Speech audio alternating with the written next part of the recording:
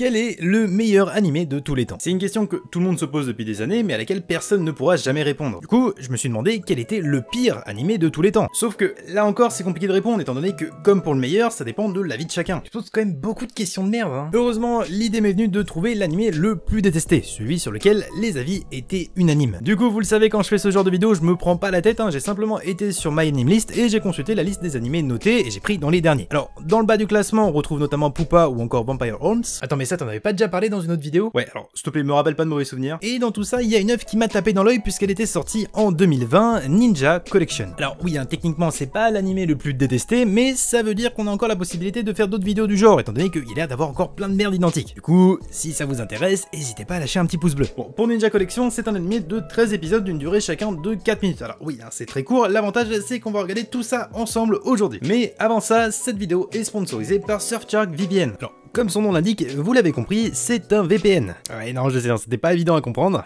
Aujourd'hui, à notre époque, on passe la plupart de notre temps à se balader sur internet sans prendre réellement conscience d'à quel point l'on est surveillé et du nombre d'informations que l'on transmet. Alors, la plupart du temps, ces informations concernent vos habitudes de consommation, hein, ce qui va permettre par la suite de vous cibler via des publicités, mais dans d'autres cas, c'est des données plus sensibles qui peuvent fuiter, et là, ça peut très vite devenir galère. Heureusement, pas de panique, il existe des solutions simples et sécurisées, et l'une d'entre elles, c'est Surfshark VPN. Je vais pas rentrer dans les détails techniques parce que je pense que la plupart d'entre vous s'en branlent, mais globalement, en passant par Surfshark VPN, vous avez la possibilité de vous anonymiser, donc d'être bien moins traçable. Parce que, bien évidemment, faut pas rêver, hein, vous allez pas devenir invisible numériquement parlant, par contre, ça signera la fin de la publicité intrusive ainsi que la protection de vos données privées. En plus, si vous avez l'habitude d'utiliser des réseaux publics comme le Wi-Fi du McDo par exemple. Et si la privacité c'est le dernier de vos soucis, utiliser Surfshark VPN, ça va être la possibilité d'outrepasser le géoblocage. En effet, en vous localisant dans un autre pays, hein, tel que, par exemple le Japon, hein, clin d'œil, vous serez considéré comme présent dans le pays. Je suis japonais, Tomo, je suis fils du soleil levant. L'avantage, c'est qu'en utilisant des services de streaming tels que Netflix ou encore Disney+,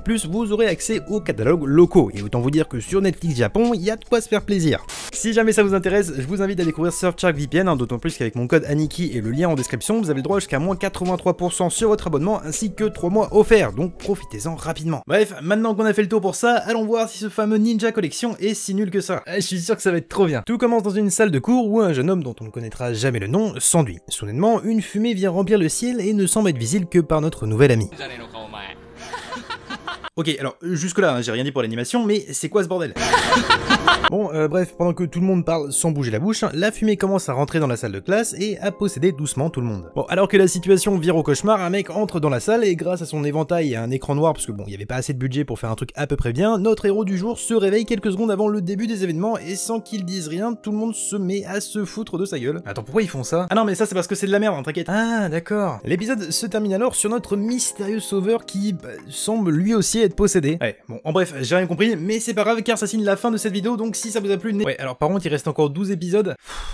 Bon, deuxième épisode, cette fois-ci on voit une meuf qu'on va appeler Karen pour plus de simplicité, en train de travailler tandis qu'un de ses collègues lui parle. Alors oui, je sais, vous vous dites ça a l'air un peu nul, eh bien, vous avez totalement raison. Il se passe toujours pas grand chose, mais tout d'un coup, Karen sent que quelqu'un l'observe. Mais qu'est-ce que ça peut bien être? Un démon? Un fantôme? Un esprit? Un monstre? Un laveur de vitres, c'est juste un gars qui lave des vitres. Ne rigolez pas trop quand même, hein, parce qu'au final c'est la seule intrigue de l'épisode, donc autant essayer d'en profiter. Bref, après ça elle reçoit un appel terrifiant avant de remarquer que le laveur de vitres s'est transformé en démon. Bon, grâce à la magie des transitions de PowerPoint, elle se retrouve dans la nacelle du laveur de vitres avant de se faire sauver par une mystérieuse main, puis comme pour le précédent protagoniste, elle se réveille quelques secondes avant le début des événements, pensant avoir simplement rêvé. Bon, après, vous l'avez compris, le scénario se répète assez facilement. Troisième épisode, on a le droit à un groupe de 3 filles, 2 disparaissent, la dernière table des hallucinations, se fait sauver par un beau gosse et se réveille en réalisant que tout est rentré dans l'ordre. Heureusement, je vous rassure, l'épisode 4 vient tout bouleverser. On découvre une jeune femme souhaitant devenir modèle. Alors pour ça, elle se retrouve chez un coiffeur styliste, hein, je sais pas trop ce qu'il est, mais alors qu'elle commence à se faire couper les cheveux, elle se retrouve paralysée tandis que des dizaines d'yeux l'entourent. Mais attends, je te coupe, je sais ce que tu vas me dire.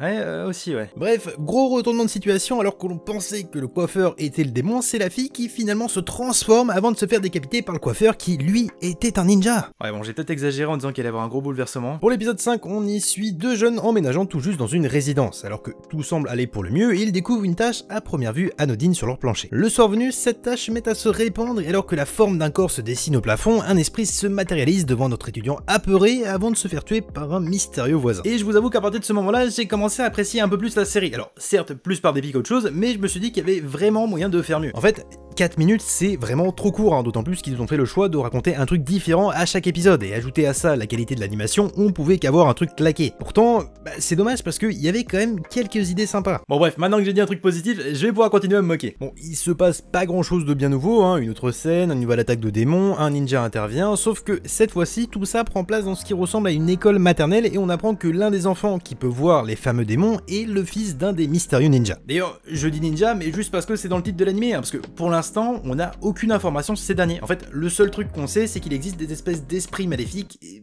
puis c'est tout. Du coup, je sais pas où ils veulent aller avec tout ça, mais quelque chose me dit que je vais être pas mal déçu. L'autre souci, c'est que, j'ai pas grand chose à dire. En fait, vu que tous les épisodes sont construits quasiment pareil, à part répéter encore et encore la même chose, je peux difficilement faire autre chose. Du coup, on va se faire ça très vite pour voir ce qui se passe à la fin. Donc, épisode 7, on voit un mec poursuivi par une chouette, finalement le mec était un démon et la chouette travaillait avec un ninja. Épisode 8, une mère de famille avait vécu un sauvetage par un ninja plus jeune, du coup elle a attendu toute sa vie, je sais pas pourquoi, puis sa fille a aussi été attaquée par un esprit, donc le même ninja est venu la sauver. Attends, mais si la mère a eu le temps de grandir mais que le ninja est resté le même, ça veut dire qu'ils sont immortels? Oui, non mais te fais pas chier, essaye de comprendre, de toute façon on n'aura jamais de réponse. Épisode 9, donc on voit une fille dans un hôpital au chevet de son père, et alors qu'elle part chercher un truc, elle entend du bruit dans une autre chambre, et elle tombe sur une scène assez surprenante. Sauf que l'homme assis devant elle va alors libérer un monstre dans une séquence à la fois dégueulasse et en même temps mal animée. Du coup ça donne un résultat étrangement flippant.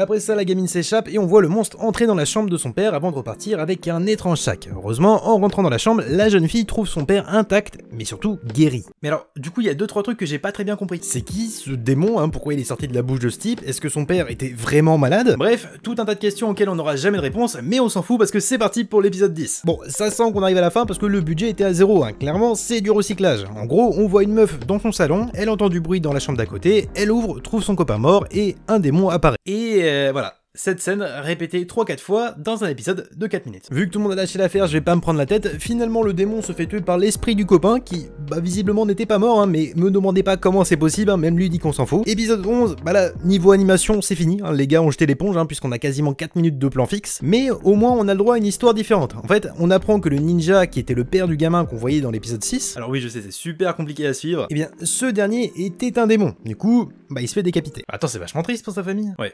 Bon allez, c'est parti pour l'épisode 12. Donc on voit un ninja expliquer comment il s'organise dans ses activités, et surtout expliquer qu'il termine en 3 minutes. Alors, qui se rassure, je suis pareil, donc pas de pression. Ouais, alors en fait c'est de son travail qu'il parlait quand il disait qu'il terminait en 3 minutes. Oui, oui, non mais t'inquiète, je parlais de la même chose, ouais.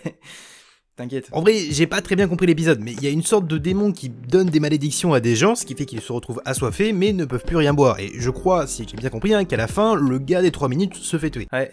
Bon, en fait, j'en sais rien, mais c'est pas grave parce que c'est l'heure du dernier épisode. Alors là, c'est un mec qui rentre du taf et qui commence à tomber sur une meuf bizarre lui demandant de jouer avec ses ficelles. Bon, jusque-là, pourquoi pas. Il finit par accepter, mais se fait posséder et se met lui aussi à proposer aux inconnus de jouer avec ses ficelles jusqu'à ce qu'il tombe nez à nez avec un ninja et se fasse tuer. Et voilà, fin de l'anime. C'était ultra décevant. C'est la première fois que j'ai autant rien à dire sur une série, hein, parce que du début jusqu'à la fin, c'est vide. Et je me dis même pas que, genre, c'est dommage parce que ça aurait pu être mieux, parce que là, il y a rien du tout, hein. Du coup, je me demande juste, comment ce truc a pu exister. Parce que au début je pensais que c'était genre une adaptation d'un jeu ou quelque chose du même style pour servir de pub plus qu'autre chose, mais même pas, c'est une œuvre originale. Donc comment ça a pu exister, j'en ai aucune idée et je pense que malheureusement ça restera un mystère jusqu'au bout. En tout cas j'espère que cette vidéo vous aura plu, si c'est le cas n'hésitez pas à vous abonner et surtout à lâcher un pouce bleu. Si Search ça vous intéresse, je vous rappelle que le lien est disponible en description. Sur ce je vous dis à bientôt pour une nouvelle vidéo, c'était Aniki, ciao.